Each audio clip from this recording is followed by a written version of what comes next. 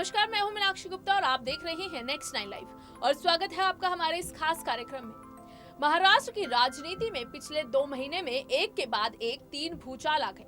जनवरी में सामाजिक न्याय मंत्री धनंजय मुंडे, फरवरी में वन मंत्री संजय राठौड़ और अब मार्च में गृह मंत्री अनिल देशमुख गंभीर विवादों में फंसे हैं। विवादों का मकर जाल इतना उलझा हुआ है कि तीनों का राजनीतिक जीवन दांव पर लगा है। इससे शिवसेना, एनसीपी, कांग्रेस की तिकड़ी सरकार की चूल्हे भी हिल गई हैं। इनमें से राठौड़ शिवसेना के हैं, जबकि मुंडे और देशमुख शरद पवार की पार्टी एनसीपी के। राठौड़ और मुंडे बंजारा समाज से आते हैं, वहीं देशमुख विदर्भ के मराठा माने जाने वाले कुड़बी समाज के हैं। राठौड़ और देशमुख विदर्भ के हैं। दूसरी ओर मुंडे मराठवाड़ा के बीड़ जिले के। मुंडे की एक बड़ी पहचान है कि वो बीजेपी के कद्दावर नेता रहे स्वर्गीय गोपीनाथ मुंडे के भतीजे हैं। चचेरी बहन पंकजा मुंडे के साथ उनकी राजनीतिक प्रतिद्वंदिता सबको मालूम है। राठौड़ पर पूजा चव्हाण नाम की टिकटॉक स्टार से रिश्ते रखने और उसके निधन के लिए जिम्मेदार होने के आरोप है। बजट सत्र के पहले जब उन पर दबाव बढ़ गया तो वो अपनी असली पत्नी को लेकर मुख्यमंत्री निवास पर गए और उद्धव ठाकरे को इस्तीफा सौंप दिया। उस समय बंजारा समाज के महंत भी वहां थे। बंजारा समाज के महंत का बहुत दबदबा होता है, इसलिए राजनीतिक दल उन्हें खुश रखते हैं। वो विदर्भ के दिग्रस इलाके से शिवसेना के टिकट पर जीते हैं। धनंजय मुंडे पर भी एक युवती के यौन शोषण के आरोप लगे हैं और अब तीसरा और सबसे ताजा मामला गृह मंत्री अनिल देशमुख का है। मुंबई के पूर्व पुलिस कमिश्नर परमबीर सिंह ने देशमुख पर हर महीने 100 करोड़ रुपए की उगाही के लिए दबाव डालने का आरोप लगाया है। मुख्यमंत्री उद्धव ठाकरे को इस सिलसिले में अंग्रेजी में लिखा 8 पन्ने का लेटर और सुप्रीम कोर्ट में उनकी गुहार मीडिया में बहुप्रचारित हो चुकी है। मुकेश अंबानी के घर के सामने विस्फोटक रखी कार खड़ी करना, गुजराती व्यवसायी मनसुख हिरेन की निधन और क्राइम ब्रांच के असिस्टेंट इंस्पेक्टर सचिन वाजे की गिरफ्तारी जैसी घटनाएं किसी गहरी साजिश की कड़ियां लगती हैं। इसके अलावा एक्टर सुशांत सिंह राजपूत के निधन और दीव दमन के सांसद मोहन डेलकर की मुंबई के एक होटल में निधन भी पुलिस और गृह मंत्री के बीच टकराव का कारण बनी है। ये सारे मामले पुलिस से ताल्लुक रखते हैं और यही अनिल देशमुख के गृह मंत्री के रूप में भूमिका के एक्सरे की जरूरत पड़ती है। अनिल देशमुख का राजनीतिक जीवन बहुत लंबा है। नागपुर जिले की नरखेड़ तहसील के वंडविहीर गांव में 1950 में उनका जन्म हुआ। ये इलाका काटौल विधानसभा क्षेत्र में आता है। देशमुख परिवार का दबदबा रहा है इस इलाके में। अनिल देशमुख और उनके चचेरे भाई और कभी महाराष्ट्र कांग्रेस के अध्यक्ष रहे रणजीत देशमुख का कांग्रेस में आना जाना रहा है। एक भाई कांग्रेस में है तो दूसरा किसी दूसरी पार्टी में चला जाता और फिर सियासी मैदान में लड़ाइयां होती। ये सियासी संघर्ष अगली पीढ़ी में भी जारी है। अनिल देशमुख की प्राथमिक शिक्षा काटौल में और अगली पढ़ाई नागपुर में हुई। उन्होंने एग्रीकल्चर में एमएससी किया है। 20 साल की उम्र से ही राजनीति में आ गए। 90 के दशक में डॉक्टर श्रीकांत जिचकार जैसे दिग्गज उच्च शिक्षित शख्स को इस विधानसभा क्षेत्र ने देखा है। जिचकार के पास एमबीबीएस, एमडी, पीएचडी से लेकर डी.लिट तक इतनी उपाधियां थी कि गिनने के लिए 10 उंगलियां लगानी पड़े। कांग्रेस के उस जमाने में डॉक्टर जिचकार महाराष्ट्र के सबसे युवा वित्त मंत्री थे।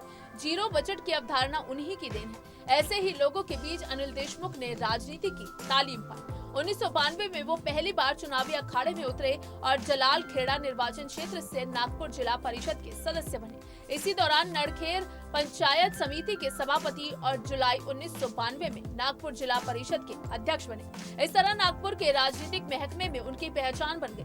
1995 में कांग्रेस से टिकट न मिलने पर निर्दलीय के रूप में चुनाव लड़े और जीत गए। इसके बाद उन्होंने पीछे मुड़कर कभी नहीं देखा। तत्कालीन बीजेपी शिवसेना सरकार में शिक्षा मंत्री रहे। 1999 में शरद पवार की एनसीपी में शामिल हो गए और तब से 2014 को छोड़ दें तो हर बार काटौल से जीतते रहे। 5 बार इसी क्षेत्र से चुने जाने का उनका रिकॉर्ड है। आबकारी से लेकर पीडब्ल्यूडी तक विभिन्न विभागों के मंत्री रहे। बीजेपी शिवसेना की सरकार रही हो या कांग्रेस के नेतृत्व में सत्ता चल रही हो, अनिल देशमुख मंत्री बन ही जाते। नए गठजोड़ से जब उद्धव ठाकरे सीएम बने तो उनकी सरकार में भी वो गृह मंत्री बन गए। गृह विभाग सबसे ताकतवर और मलाईदार माना जाता है, इसलिए बहुत बार सीएम गृह मंत्रालय अपने पास ही रखते हैं। चूंकि ये तिगड़ी सरकार है और एनसीबी प्रमुख शरद पवार इसके कर्ता धर्ता है, तो उन्होंने गृह मंत्रालय अपने हिस्से में रखा। भुजबल, जयंत पाटिल, अजीत पवार जैसे दिग्गज होते हुए भी उन्होंने अनिल देशमुख को गृह मंत्री क्यों बनाया, जिनका राजनीतिक कद बाकियों की तुलना में कम है? इसका आसान सा जवाब है प्रफुल्ल पटेल। प्रफुल्ल विदर्भ के गोंदिया जिले के हैं और पवार से बेहद नजदीकियां हैं उनकी। पवार पटेल की दोस्ती इतनी है कि पश्चिम महाराष्ट्र के एनसीपी के बड़े नेता तक पटेल को टोकने की जरूरत नहीं करते। अनिल देशमुख इन्हीं प्रफुल्ल पटेल के शागिर्द हैं। इस तरह देशमुख एनसीपी सुप्रीमो पवार के विश्वास पात्र बने। बीजेपी के देवेंद्र फडणवीस सरकार के दौरान अजीत पवार पर सिंचाई घोटाले के आरोपों और एनसीपी कार्यकर्ताओं पर कई पुलिस या मामलों के कारण शरद पवार हर हाल में गृह मंत्री के रूप में अनिल देशमुख जैसी कठपुतली चाहते थे। कहते हैं कि गृह विभाग पर जिसका नियंत्रण होता है वो कुल मिलाकर राज्य पर नियंत्रण रख सकता है। चुनावों के दौरान सुरक्षा पुलिस के गुप्तचर विभाग की सूचनाओं का राजनीति के लिए उपयोग किया जा सकता है। छगन भुजबल भी पवार के विश्वास पात्र लोगों में है, लेकिन भुजबल शायद कभी स्वतंत्र रूप से कोई निर्णय ले भी लें, लेकिन अनिल देशमुख शरद पवार को पूछे बिना तिनका भी नहीं हिलाते। ऐसे में संदेह की सुई प्रफुल्ल पटेल, शरद पवार और अनिल देशमुख पर घूमती ही रहेगी। मुकेश अंबानी मामले में पकड़े गए सचिन वाझे शिवसेना से करीबी रखते हैं। मुंबई के घाटकोपर में बम विस्फोटक के मामले में एक आरोपी की हवालत में निधन के बाद उन्हें सस्पेंड कर दिया गया था। शिवड़ी की अदालत में ये मामला अब भी चल रहा है।